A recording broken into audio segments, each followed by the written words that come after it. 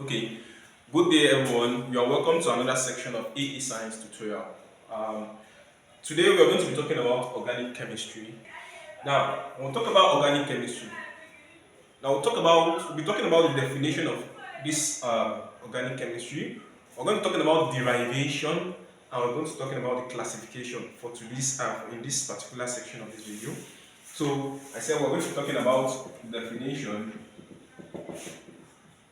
the derivation, and classification. So these are the three things we're going to be trying to discuss in today's section. Now, on top of definition of organic chemistry is a part of chemistry that contain or discuss about the organic compounds. What are organic compounds?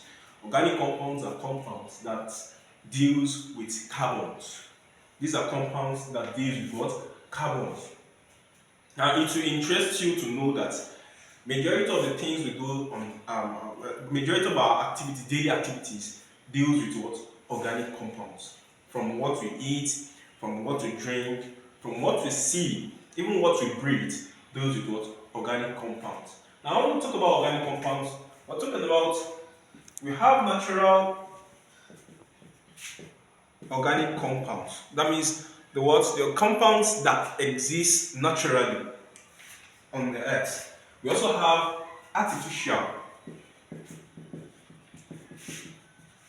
artificial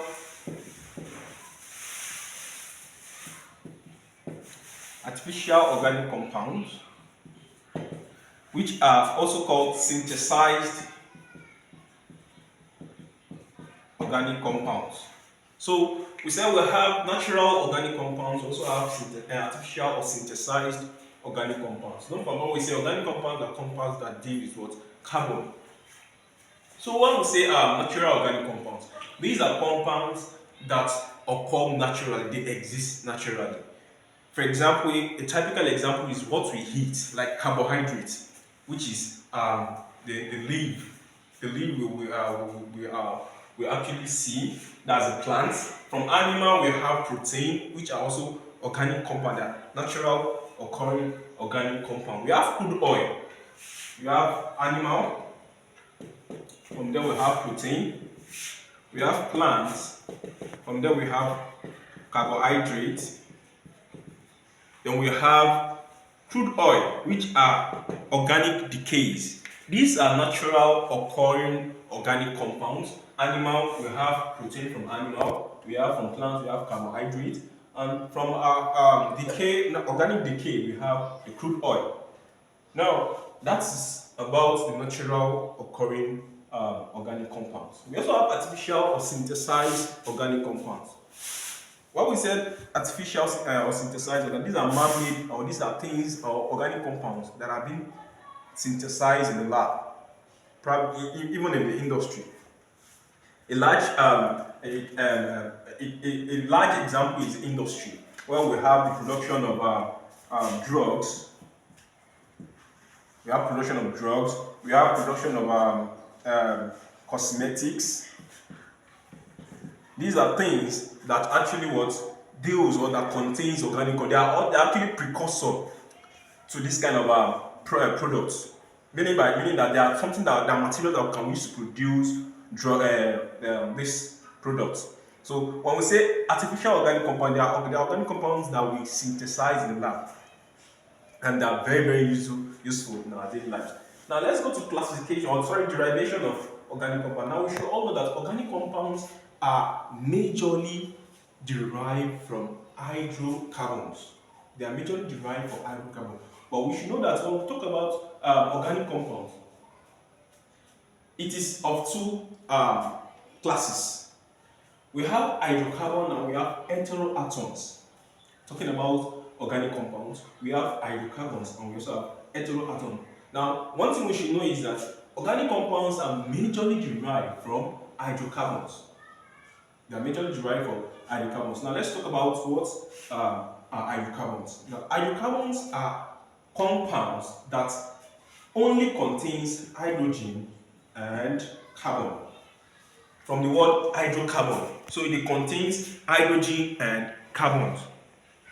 Now, to define heteroatoms, we are saying these are compounds, they are organic compounds that contain carbon and other atoms. Other atoms like nitrogen, sulfur, phosphorus, and so on. There are compounds, organic compounds that contain carbon and other atoms like nitrogen. Example of a very simple example, nearer example is amine. Amine is classified under heteroatoms. We have thiol. Thiol is also classified under what? Heteroatom. But we don't want to go deep on this. We actually want to talk about hydrocarbons. Now, hence we are going to be talking about hydrocarbons. Now we say hydrocarbons are what? Compounds or organic compounds that contains hydrogen and carbon. That is the only two elements or atoms it contains. Now when we talk about classification of hydrocarbon, hydrocarbon is classified into aliphatic, alicyclic, aromatic, and arenes. I'll come again, it's classified into aliphatic, alicyclic, aromatic, and arenes. Now, example, or let's talk about aliphatic. Aliphatic hydrocarbons or aliphatic organic compounds. These are organic compounds that contain carbon single bond. I'll come again. They are organic compounds. Aliphatic organic compounds are organic compounds that contains carbon single bond, carbon double bond, carbon triple bond in a straight chain or a branch chain. I'll come again. It contains carbon single bond, double bond, and triple bond in a straight chain or a branch chain. So what we are saying is saying in essence that aliphatic compounds they do not contain rings or benzene rings. That's what we are trying to say. The example of aliphatic hydrocarbons, we have alkanes, alkenes, and alkynes. They are the typical example we have, or the simpler example is the alkenes, and alkynes. Cyclic is the transformation is an organic compound that is in form of a ring shape by connecting the terminal carbon of a straight chain. Good.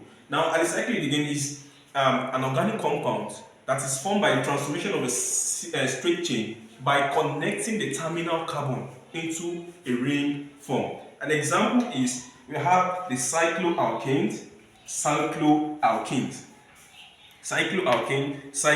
So when we have a straight chain, for example, a straight chain, let's say we have 4 carbons, which is called butane. Now, butane, for you to form an alicyclic compound from this, you connect this terminal carbon, which will be giving us something like this.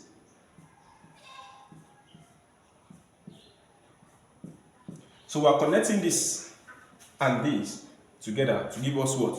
A cyclic compound. So this is an example of what? Alicyclic compound. Example of it, we have cyclobutane, and so on, cyclohexane, and so on. So we also have another classes. We have aromatic compounds. Now, aromatic compounds, they are compounds that contain benzene rings. They are compounds that contain benzene rings. Example, we have the benzene. We also have naphthalene.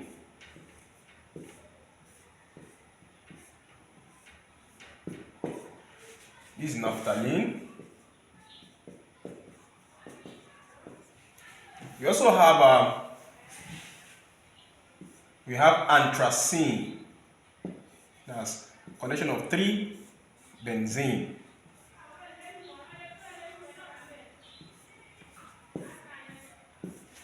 We have another one. We have the phenanthrene. This is anthracene.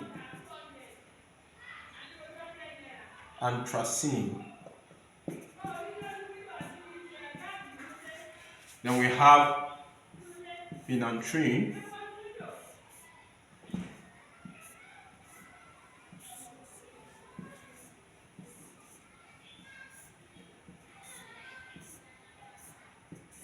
This phenanthrene.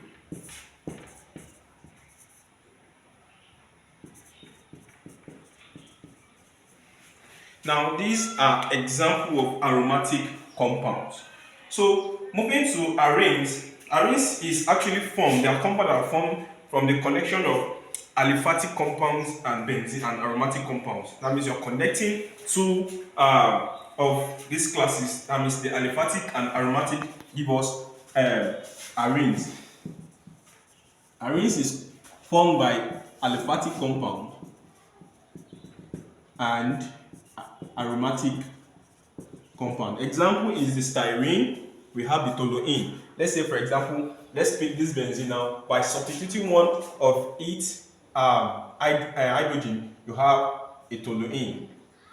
This is toluene, no more benzene. By substituting one of these hydrogen with methyl, we have toluene. We also have styrene. This is styrene, and so on. So these are all they're classified under arenes.